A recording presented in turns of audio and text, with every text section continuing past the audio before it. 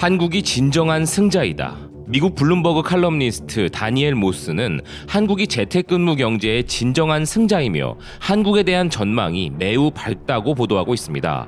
그는 한국이 팬데믹 시대에 가장 적합한 곳이라면서 가장 큰 무역 파트너인 이웃 중국이 글로벌 반등을 주도하고 있고 세계는 한국이 판매하는 기술을 점점 더 원하고 있다는 것인데요.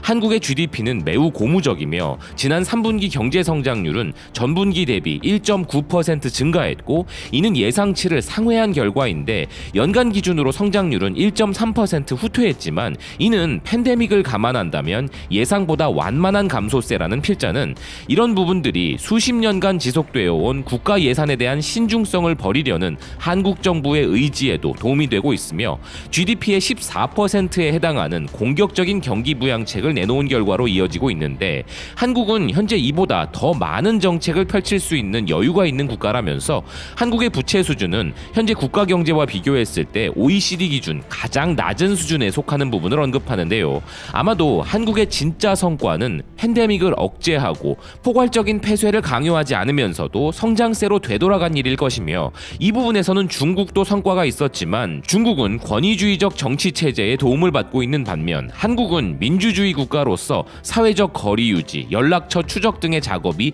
매우 잘 수행된 결과라는 것입니다. 즉 필자는 중국과 한국이 글로벌 경제에서 정말 보기 드문 선방을 하고 있지만 한국은 민주주의 국가로서 공산국가의 강제성을 가진 중국과는 비교 불가의 성과를 낸 것이란 점을 이야기하고 있는 것이죠. 또 다른 월스트리트 저널의 기사는 미국은 한국의 인상적인 경제 회복을 복제할 수 없는 이유가 있다 보도하고 있습니다. 미국의 GDP에서 수출이 차지하는 비율은 11.7%인데 반해 한국의 GDP에서 수출이 차지하는 비율은 40%인 점을 지적하는 기사는 북미와 서유럽 대부분의 국가들이 한국의 수출 급증을 복제하기 위해 고군분투 중이지만 전기기계, 공장기계 및 난방장비, 차량 및 부품과 같은 품목을 다루는 국가의 3대 수출 그룹이 모두 전년 대비 10% 이상 성장한 한국을 따라하기는 힘들다는 것인데요. 한편 유럽의 수출 최강국인 독일은 한국이나 중국만큼 성공적인 방역은 하지 못했지만 유럽 기준으로는 잘 해낸 정도라는 기사는 간단히 말해 한국의 성장은 올해 글로벌 경제 동결에도 불구하고 지속적인 수요가 있는 제품을 발견하고 제조할 수 있었던 것과 관련이 있다는 것입니다. 즉, 전 세계적으로 팬데믹으로 인해 재택근무가 늘어나는 상황 속에서 훌륭한 방역으로 대응했던 것과 수요가 늘어난 제품의 경쟁력에서 한국이 우위에 있었던 것이 열쇠였다는 것이죠. 이렇게 미국을 비롯한 서구 언론들은 팬데믹과 관련한 보도를 하며 매번 한국을 칭찬하는 동시에 해당 국가들의 대통령 혹은 해당 정부 부처를 공격하기 위한 사례와 데이터로 한국을 활용하고 있는데요. 이렇게 그 어떤 면으로 봐도 뛰어난 한국이지만 막상 우리가 혈맹이라 부르는 미국에서는 그 상황이 조금 다른 부분이 있습니다. 물론 유명희 본부장의 WTO 사무총장 선거에서는 미국은 불리한 입장에 놓인 한국의 손을 들어주었습니다만 우리 중에 이 부분을 두고 역시 미국이다, 미국은 우리의 친구다 라고 생각하실 분들은 단 한 분도 안 계실 거라 믿고 싶은데요. 그 이유는 미국 역시도 단 한 번도 우리를 우정의 대상, 즉 친구로 본 적이 없기 때문이죠. 이제부터 우리 모두 반미에 돌입하자고 선동을 하는 것이 아니라 냉정한 시각이 필요하다는 것이며 미국의 정치 전문지가 봐도 그렇다고 정확히 그 사실을 보도하고 있습니다. 먼저 트럼프가 한국에 대해 거짓말을 하고 있는 것은 다들 잘 아실 텐데요. 칼럼니스트 조시 로기는 워싱턴 포스트를 통해 트럼프를 맹비난하고 있습니다. 그는 트럼프는 팬데믹이 억제될 수 있다고 생각하지 않지만 한국은 그것이 가능하다는 것을 보여주었는데 이런 한국의 사례에서 배우기는커녕 트럼프는 거짓말하는 것을 선택했으며 이는 미국의 팬데믹 대응을 약화시키는 것은 물론 핵심 동맹국과의 관계를 해치고 있다 지적하고 있는데요. 트럼프는 수개월 동안 질투심으로 한국을 비방해왔으며 미국이 많은 잘못을 저지르고 있던 때에 한국은 많은 옳은 일을 한 것이 분명하지만 알렉스 아자루 보건복지부 장관은 한국으로부터 배울 것은 아무것도 없다고 말했음에 대해서도 덧붙이는 필자입니다. 또한 이 부분과 관련해 아자르 장관이 10월 23일 CNN과의 인터뷰에서 밝힌 한국에 대한 가짜뉴스에 대해서도 반박하고 있는 필자인데요. 아자르 장관은 한국의 대형 교회에서 폭발적인 많은 확진이 나왔고 그 후 군과 경찰을 동원해 교회를 봉쇄하고 교회 안에 있는 모든 사람을 체포했으며 만약 미국도 한국처럼 이렇게 공권력을 동원했다면 21만 5천 명이라는 사망자를 피할 수 있었을 것이라며 하면서 한국이 성공적이었던 것은 미국에서는 가능하지 않은 문화적 법적인 조치를 했기 때문이라 주장했었는데요. 필자는 아자르 장관이 두 가지 면에서 틀렸다면서 우선 한국 언론이 지적한 바와 같이 한국의 군대는 의료진만을 지원했으며 한국의 성공은 중국과 같은 정책과는 아무 상관이 없었고 월스트리트 저널이 지적한 것처럼 한국 정부의 명확한 방향성과 지역사회의 자발적 참여에 의한 공격적인 조기 테스트와 접촉 추적 및 마스크 착용이 방역 성공을 가능하게 했다며 아자르 장관의 발언을 지적하고 있습니다. 그리고 상원 외교위원회의 로버트 메넨데즈 민주당 상원의원은 팬데믹이 이렇게 확산되기도 전 1월과 2월에 열린 회의에서 아자르 장관에게 정확히 한국과 같은 정책을 추구할 것을 거듭 촉구했다는 것을 필자는 들은 바 있다는 것인데요. 트럼프는 그 당시 시진핑의 업적을 비난하고 위험성을 부인했지만 한국 정부는 광범위한 테스트와 추적을 실시하는 등 국민의 건강과 안전을 최우선으로 생각한 칭찬받을 일을 했다는 메넨데즈 상원의원의 말을 전하는 필자입니다.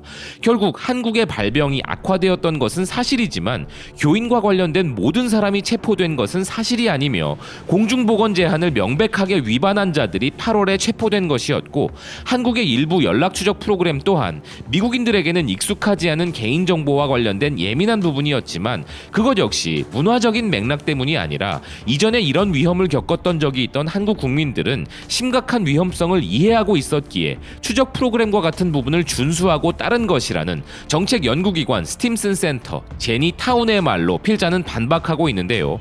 제니 타운은 아울러 미국인들은 한국 동맹이 항상 존재하는 당연한 것처럼 받아들이지만 한국에선 그들의 선택에 대한 실질적인 논쟁이 벌어지고 있다라고 덧붙였다는 것도 필자는 전하고 있습니다.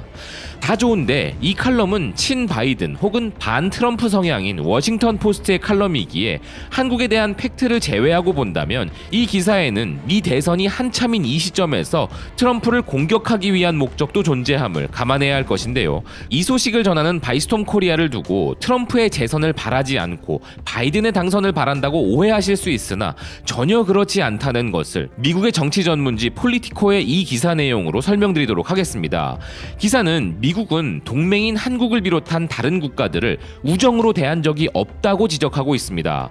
트럼프는 동맹국들에 대해 거래적 측면에서 강요할 수도 있고 심지어 버릴 수도 있다는 편의의 동반자로 보는 것으로 유명하고 이와 대조적으로 바이든과 그의 팀은 미국의 동맹국들에 대해 개인적인 용어로 표현하기 위해 애쓰면서 친구라는 말로 동맹을 칭하는데 바이든과 그의 참모들은 줄곧 동맹 관계를 우정과 동일시하면서 트럼프가 친구들을 긴장시키고 있다 비난하였고 카말라 해리스 부통령 후보도 비슷한 표현으로 미국은 친구들에게 충성할 것이며 동맹과 함께 서야 한다고 이야기했는데 이런 접근 방식 또한 트럼프와 마찬가지로 미국의 동맹국들에게 미국의 약속에 대한 잘못된 믿음을 제공해 국제 안정을 해칠 위험이 있다고 기사는 지적하고 있습니다.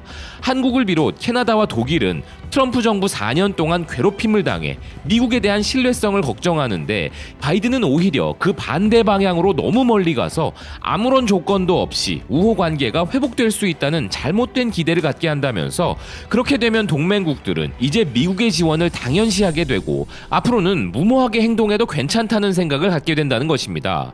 즉 트럼프의 동맹 해치기만큼이나 바이든의 무조건적인 동맹과 친구의 동일시도 위험하다는 의견인 것이죠. 국제정세 속에서 가까운 동맹국들조차 서로 다른 이해관계를 가지고 있고 심지어 공통의 이해관계를 가지고 있어도 대등하게 느껴지지 않는 데다가 미국과 같은 주요 강대국들은 종종 여러 개의 동맹을 맺는데 그중 일부는 서로 충돌하고 있는 경우도 있고 국제 상황이 바뀔 때마다 동맹국들은 종종 압박을 받고 때로는 버림을 당하는 등 이제는 오늘의 동맹이 내일의 적이 될 수도 있는 상황이라 지적하는 기사입니다. 우리 대한민국과 일본의 상황에서 미국이 오락가락하며 장난치는 부분이 기사가 설명하는 바로 그 부분의 주요 예시라고 할 것인데요.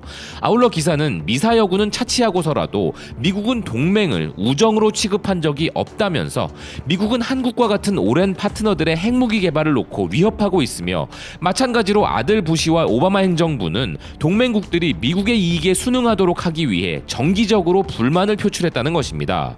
그리고 미국은 더 큰 이익을 위해 종종 친구를 바꿔왔다면서 미국은 1979년 중국을 소련에 대항하기 위한 동맹국으로 얻기 위해 대만을 벌인 바 있으며 쿠르드족과 동맹을 끝내는 데에도 양심의 가책을 느낀 바 없으며 독일과 일본은 1945년 이전에는 미국의 친구가 아니었다고 하면서 바이든이 우정이나 친구라는 표현을 쓰는 것은 그가 당선될 경우 여론의 역풍을 무릅쓰는 심각한 문제라 지적하고 있는 기사입니다.